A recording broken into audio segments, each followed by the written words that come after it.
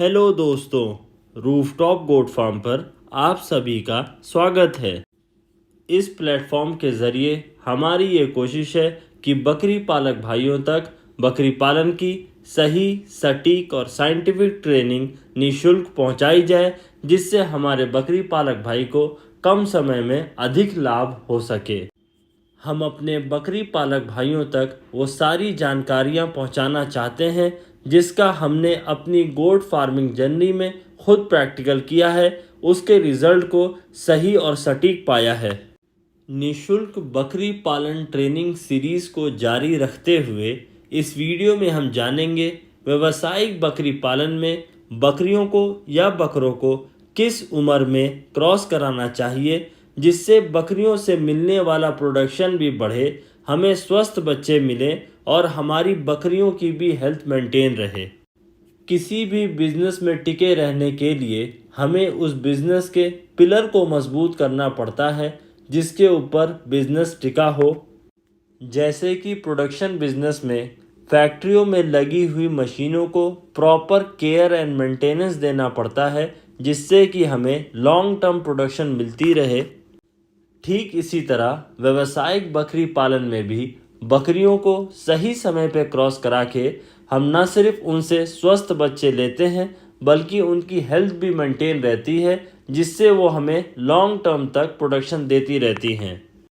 इस वीडियो में आगे हम आप तक हमारे द्वारा हमारे फार्म पर किए गए प्रैक्टिकल, जिसमें हमने बकरी को अलग अलग उम्र पर क्रॉस कराया है तो क्या रिज़ल्ट और कितना बेहतर पाया है, शेयर करेंगे। जिस तरह मनुष्यों में भी प्रजनन के लिए एक आयु निर्धारित है, ठीक उसी तरह बकरियों को भी एक आयु के बाद ही प्रजनन के लिए तैयार करना चाहिए। इसका हमें ये लाभ मिलेगा कि बकरियों से मिलने वाले बच्चों की संख्या भी अधिक होगी, वो स्वस्थ होंगे और उनका वेट गेन भी जल्दी होगा। जो बकरी पालक भाई अपने फार्म के ऊपर कम उम्र की बकरियों को या उन बकरियों को जिनका शारीरिक विकास पूरी तरह से ना हुआ हो क्रॉस करा देते हैं, तो वो ये पाते हैं कि बकरियों से मिलने वाले बच्चों की संख्या भी कम होती है। बच्चे काफ़ी कमज़ोर पैदा होते हैं और कमज़ोरी की वजह से वो टिक भी नहीं पाते, उनकी मोर्टेलिटी भी जल्दी हो जाती है। इसके साथ डिलीवरी के बाद बकरियां काफ़ी कमज़ोर हो जाती हैं। कमज़ोरी की वजह से बीमारियों से लड़ने की क्षमता भी उनमें कम हो जाती है। कई सारी बीमारियां उन्हें घेर लेती हैं और इससे भी बुरा वो दोबारा हीट पर भी नहीं आती, बांझ हो जाती हैं। बकरियों का शारीरिक विकास जब तक पूरा ना हो जाए हमें उन्हें क्रॉस नहीं कराना चाहिए। आमतौर पे बकरियां अच्छी डाइट के ऊपर 7 से 8 महीने की उम्र पे ही हीट पे आने लगती हैं। हमें इन हीट को मिस करा देना चाहिए। बड़ी नस्ल की बकरियों में कम से कम 2 दांत या 50 केजी के बाद ही क्रॉस कराना चाहिए। इससे हमें बकरियों से मिलने वाला प्रोडक्शन बढ़ जाता है और बकरियां भी फार्म के ऊपर बीमारी के बगैर लंबे टाइम तक टिके रहती हैं और हमें प्रोडक्शन देती रहती हैं। बकरियों की औसत उम्र 13 से 14 वर्ष या इससे अधिक होती है। ऐसे में बकरियां 8 दांत तक जवान होती रहती हैं। अगर हम उन्हें अदंत पर क्रॉस करा देते हैं तो ये उनके साथ जुल्म होता है। अच्छी खुराक और केयर के ऊपर बकरियां हमें 10-12 साल तक की उम्र तक बच्चे देती रहती हैं।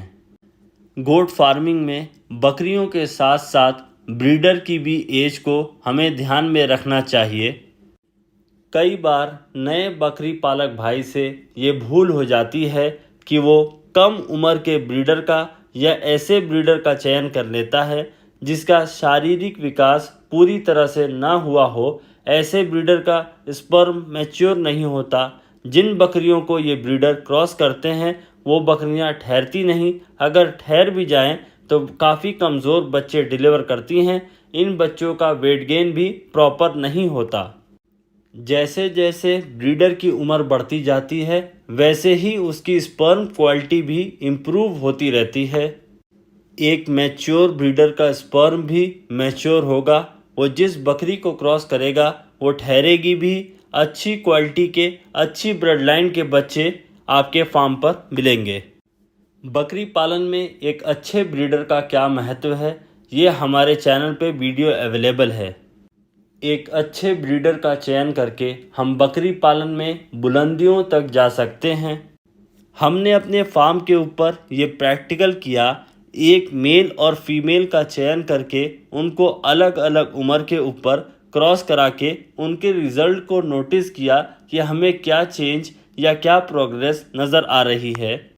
ये जो ब्रीडर आप देख रहे हैं, इसकी क्रॉसिंग जब ये अदंत था, जब दांत नहीं तोड़े थे, तब से स्टार्ट करा दी थी।